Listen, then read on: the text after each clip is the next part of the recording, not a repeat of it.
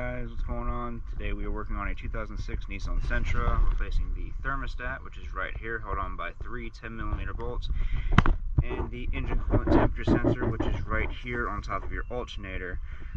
You just unplug this and you use a 19mm to get at it. It's nothing difficult at all.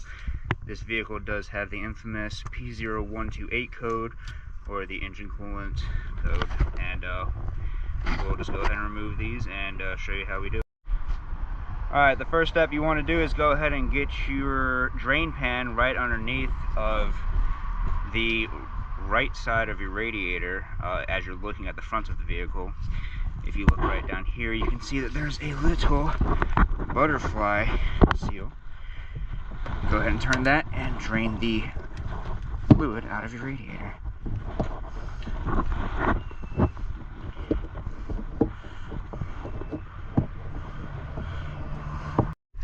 Alright, after you've loosened the that wing screw down there, I guess you'd call it, to start draining the radiator fluid, wait for this truck to pass. Go ahead and remove your radiator cap so that the system can breathe easier and it'll drain a lot faster. Alright, now that the system is drained, you can go ahead and start by removing, right here is your thermostat housing.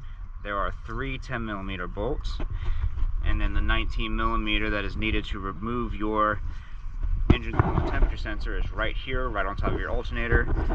You just pull this straight out. We're going to go ahead and remove this thermostat.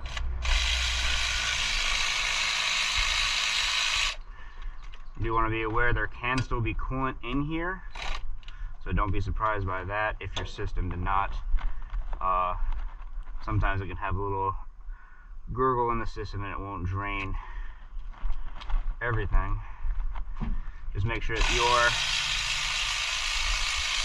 catch can is underneath of your transmission and you should catch pretty much everything.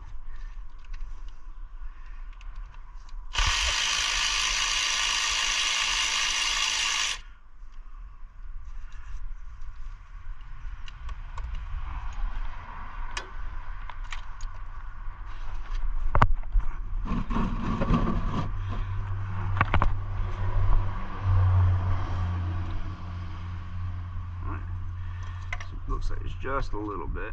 It looks like there's probably some staved in here, so it's probably gonna dump out past the thermostat when we remove this.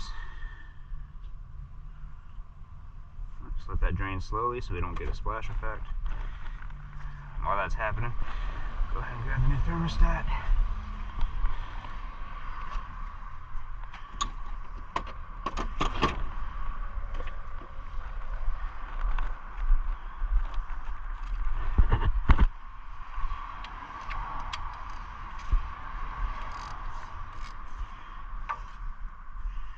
Make sure that you have that red cover over your alternator, or you can ground out your battery as you're working on it. You just want to break this loose, pull your socket off, and you can do the rest by hand. There might also be some coolant in here. If it is, just be a very small amount, as long as you drained your radiator properly.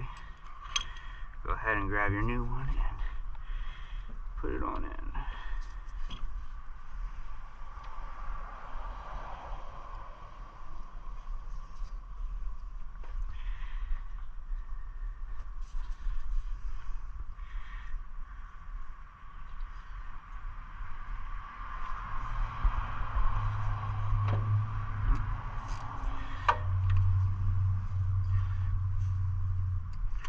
You will need to use a deep socket for this. 19mm again. Just go ahead and put it down just till it's tight. You don't need to over torque this at all. It's got a seal on it, so it's not going to leak. Do not force anything on a car ever. Alright, that's good to go.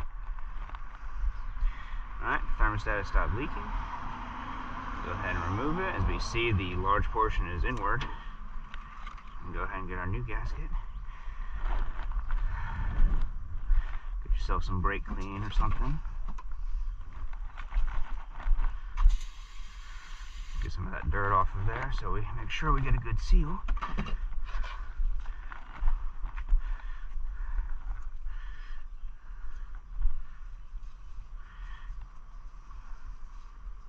Make sure there's no dirt or anything on there.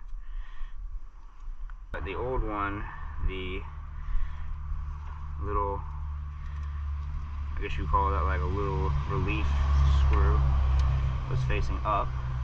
So we're going to do that again. And that one's installed.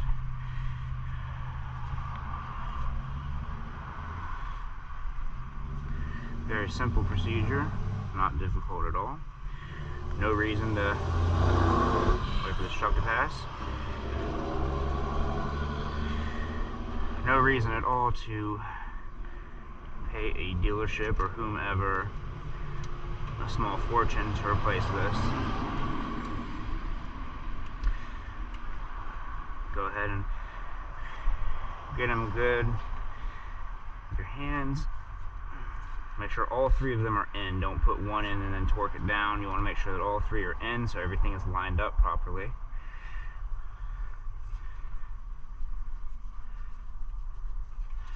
And if you have an electric ratchet or if you have just a regular ratchet, you can go ahead and put them in.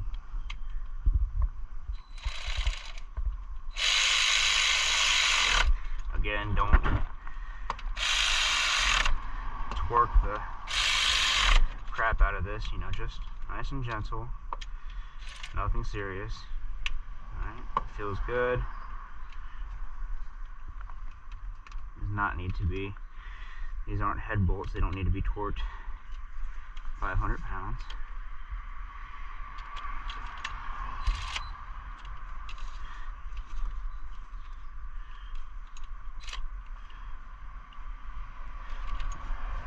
Feels good. Alright, and there you have it. That's all you need to do. Go ahead, make sure that your butterfly valve down there on your radiator is closed, and go ahead and refill your system.